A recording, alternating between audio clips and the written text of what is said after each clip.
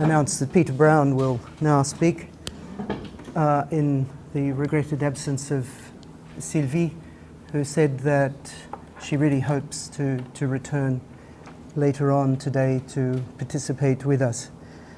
I will continue in the language that we've just heard, English, but there will be some French as needs be, and I've got some quotations in French. Why do I have quotations in French? I'm going to talk about Australian authors, some Australian playwrights, but in the context of a reading that is placed under the auspices of a French philosopher and theoretician of art, Jacques Rancière. So, and I've had fortunate previous discussions with Titawa and Andreas about this topic. So just broadly, the relation between art and politics, and it's really about that. Aesthetics and human society is a very ancient one. The name of Euripides springs to mind, who was both hailed and criticized for being precisely interested in the social position of Greek tragedy, criticized subsequently by Nietzsche precisely for having undermined the essence of tragedy, the essence of drama. In his famous or infamous Lettres d'Alembert, Rousseau, surprisingly perhaps, outlines his theory that theatre itself is a form of decadence, and in the name of morality he rejects entirely the proposal that theatre might play a role in contributing to the social good. Both tragedy and comedy are swept up in his critique. Rousseau sees them both as being devoid of any utilité publique.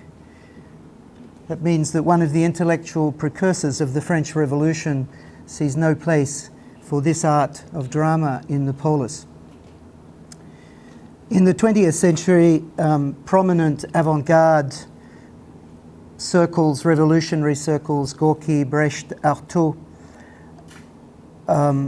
were on the one hand proposing the important avant-garde and revolutionary dimension of drama, but there was a parallel literary criticism from Saussure and beyond, Russian formalism, American New Critics, French Nouvelle Critique, that was more interested in the linguistic turn.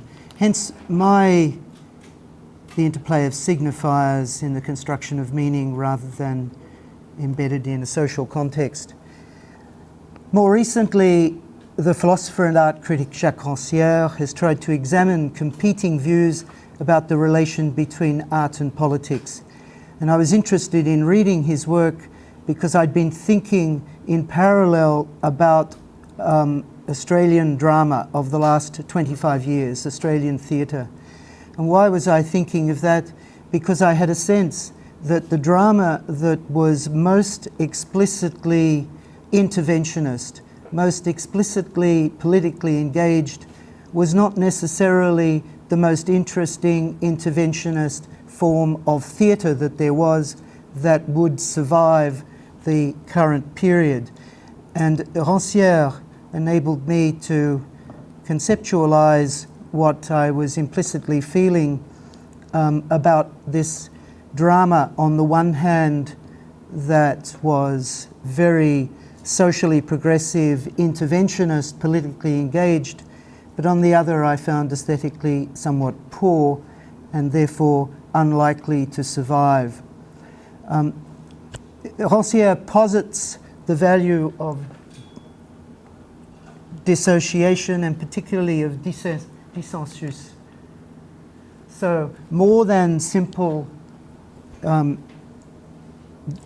dissension, and here's the French, remet en jeu l'évidence de ce qui est perçu, pensable et faisable, et le partage de ceux qui sont capables de percevoir, penser et modifier les coordonnées du monde commun. And I hope that this will become clear or clearer through the talk. So I'm just going to consider very briefly a number of plays, 5, or if I control myself dramatically, fewer, during the period 1990 to 2015, so the last 25 years, which was a period of growing disaffection with political parties. This is not specific to Australia, but it has had a big impact in Australia recently. We've changed prime ministers 6 or 7 times in the last few years after a long period of apparent stability, and there's a dramatic disaffection in the population with political parties and their projects. But on the other hand, there was a rise of a politically engaged theatre, tackling topics of social concern, and these will appear in the plays that I'm going to discuss. Race relations, Indigenous land rights, the stolen generation of Aboriginal population, Aboriginal deaths in prison, Australia's participation in wars, and the increasingly and significant and divisive question of asylum seekers, which also concerns the Pacific because we rent islands in Oceania for the purpose. And in terms of governance, the orchestrated management of political debate. I will begin, however, with what has become and became an instant classic in Australian theatre, which poses the question, at once anachronistic in my view and yet perennial, of Australian identity. And I have called this the Hotel Sorrento, the question of identity, where the personal becomes the political, and Melancholia Australiana. Written in 1990, so it's the first in the series. That is, it was written before the election of John Howard, who brought in a very conservative period from the mid-1990s to the 2007, so for a decade, a very conservative, socially conservative, politically conservative period. And yet this play, which might anticipate that, actually looks back at the previous decade, which was supposedly progressive, a non-conservative political party engaged with the world through economic globalization. But the play points out that this also brought in a kind of insular conservatism. So before political conservatism, there was an insular conservatism on the previous generation, as the previous decade, as she looks back. It's the story of 3 sisters, and it's going to be a common theme through these plays. 3 sisters echoing Chekhov, but not only. One is a writer in London, another an advertising executive in New York, and the third lives at home. So 2 abroad, splitting the traditional expatriate status of Australians in London, the new expatriate status in New York and advertising executive, and one who stays at home. Their father dies, and so they're brought together in the family home in the town of Sorrento, from which the title is derived. And Sorrento faces the sea.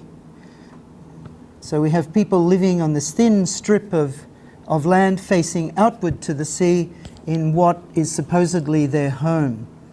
But the divergent lives of the sisters and different views about Australia and its values not only form the crux of the drama, but are the drama itself, which will become dramatic for them. The sister who lives in exile, as it were, in London, wrote a novel about Australia called Melancholy. And it's this melancholy, the novel, but also the fact, that is the focus of the story. But melancholy is different to Chekhov's play, The 3 Sisters. Melancholy in this play. In Chekhov's 3 Sisters, there's a longing for home in the lost Moscow, which the 3 sisters had left years ago. In Racin's play, the longing expressed by the sisters is for where they actually are in Australia. yearning, longing for a place where one actually finds oneself to one's own disappointment is an interesting contradiction that is here in this play, not just of the individual, but rather of indicative of a broader social malaise. So people are nostalgic, melancholic, because they are where they are at home. They yearn for where they are, but they're disenchanted by where they are.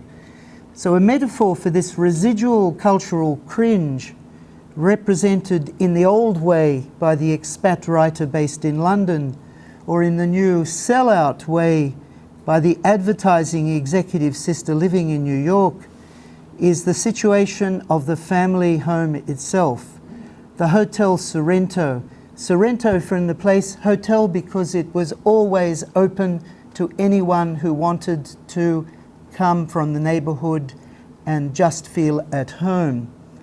But the title, the Hotel Sorrento of the title, has ceased being the friendly, if provincial, open house. At the play's end, it is put up for sale, its status moving from that of family home to real estate with an ocean view. A holidaymaker's paradise, and that's in the text, as the advertisement puts it, since the three protagonists, these three Australian sisters, are not able to engage enough with it, their home, this metaphoric space of Australia, with each other or indeed with themselves, to make idyllic Australia, the paradise Australia, truly home. But fleeing voluntarily paradise where you are makes Australia a strange kind of exile. And yet this play also calls to embrace the sensuality and passion of Australia, at least in its physicality, without giving the characters a sense of home. There is a deep malaise. Can this be the reason why Australian audiences have found this play so endearing, compelling? It's taught in schools, it was made into a film, it's produced time and again, because it allows them, Australians, to identify both with expatriates via a critique of parochialism, maintaining aesthetic distance, and with national ordinariness through an acceptance of one what is, or rather was, even an acceptance of the deceased father's crudeness, that is aesthetic identification, and it plays between this authentic distance and identification. Cosmopolitanism with a local sea view. Yearning, longing as a positive form of melancholy. Is this what the play is telling us? But since when did melancholy, this particular kind of disenchantment, become a fitting description for the Australian psyche?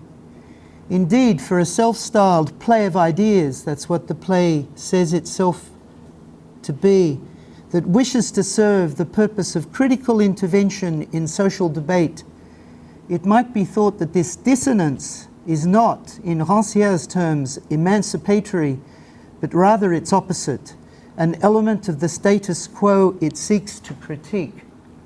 And here the quote from Rancière, which I think, despite the play, fits the play.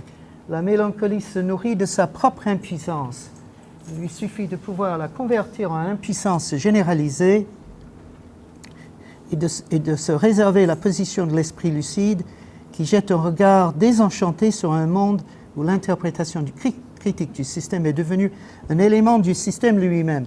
So a play that wants to be a play of ideas, that wants to participate as an interventionist way in the social debate, in fact ends up through its own topo in being effectively conservative and an element of the status quo which it's going to reproduce. Louis Nara, also a pièce à idées, and I've entitled this The Unlucky Country. That's a common expression that Australia is the lucky country, blessed with nature, blessed with people, blessed with itself. The unlucky country, no one's island home. The vision of European Australia that was articulated in the previous play, European Australia unsure of itself as it looks out to sea from the land, from the shore, is not, of course, all there is to this land and its peoples.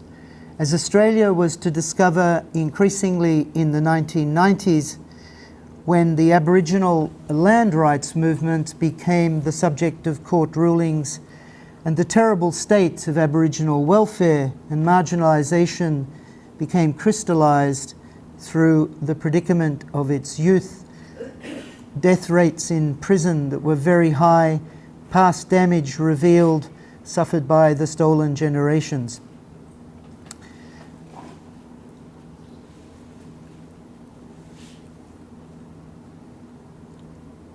In this context, Louis Naura also announces the emergence of a radical consciousness among Aboriginal peoples, even among those who have been able to take advantage of a European lifestyle. The painful and repressed past, always ready to erupt one day. Thus, when the ever-present menace, but invisible menace of the white Australian presence, embodied by a particular character who takes back his house, his land, his property that he had bequeathed to his Aboriginal mistress. The response, when that happens, the response of the Indigenous characters is to literally throw a torch, igniting a cataclysm. Radiance is, however, another play of three sisters, here Aboriginal, who are united in the family home after the death of a parent, in this case their mother. As in Hotel Sorrento, and we can see a pattern of European referencing, one of the sisters lives in London as a successful artist, an opera singer, who's made her fame singing Madame Butterfly, the Japanese heroine, a victim of patriarchal colonial adventure. Another sister lives in a big city, not New York, but it could be, it's Sydney. And the third sister stays at home. So there's a repetition of the structure of the very European, Australian-oriented first play, which itself is based on Chekhov in any case. The house in which they are forced to confront each other looks out to an island called The Island. And it's a reference point for the lost family Aboriginal culture, an insular metaphor of Australia constructing the site of a paradise lost, but always yet promised. But as with Hotel Sorrento, one must ask the question, in what sense is this really a home, a place of one's own, this island, this Australia? Particularly given that this strange, insular and totalising figure of the continent could scarcely spring from an Aboriginal imagination, there being no pre-colonial notion of a continental totality. The malaise lurking beneath the surface of Australian culture is not resolved by this attempt at artistic sublimation. Its potential as dissensus is also limited aesthetically, in my view, by the fact that the play presents a number of long monologues providing factual information as if we needed it, and despite the author's own open distaste for such things, is this play that achieved national prominence, is repeated again and again also in a film version, a pièce à idée manifesting white man's guilt more than emancipatory political theatre in Rancière's terms. And I'll contrast this with a play by an Aboriginal author in the last 2 minutes that I have, Windmill Baby by David Milroy, 2005. It shifts the location from the sea to the outback. So the first one was Australian Europeans looking out to the ocean. The second one is supposedly Australian Aboriginal people looking still out to an ocean that has an island, a metaphoric Australia, but that is not a continent.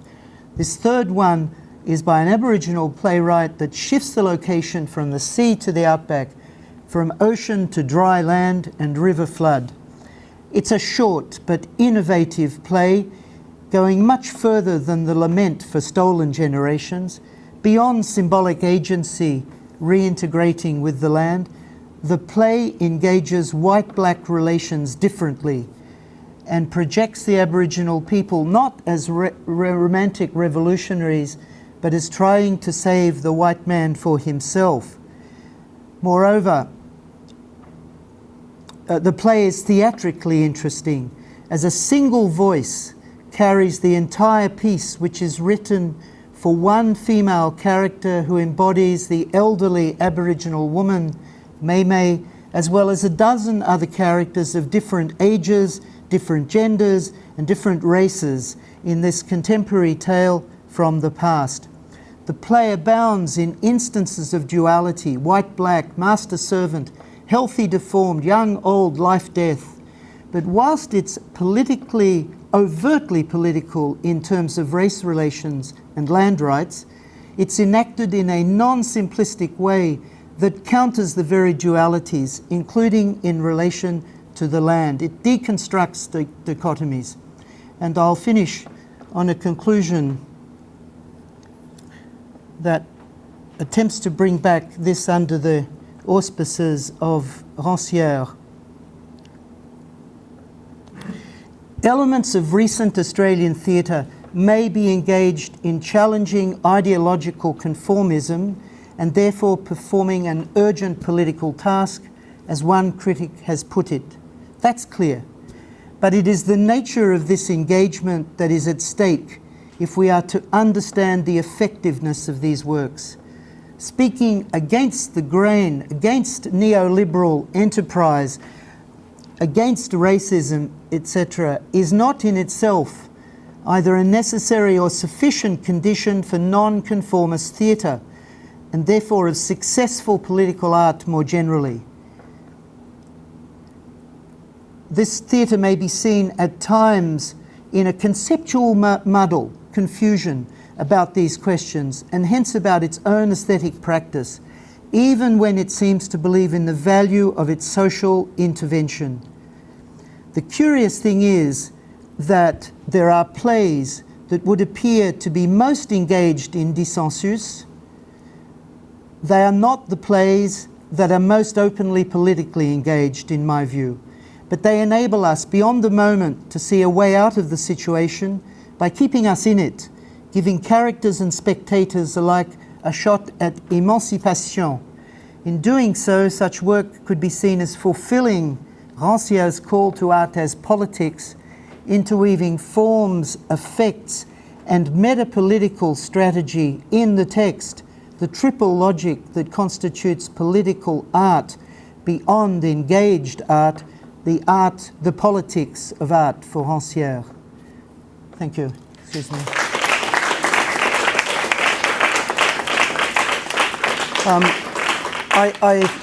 Yes. Could you please introduce yourself, as Sylvie wasn't here to do that?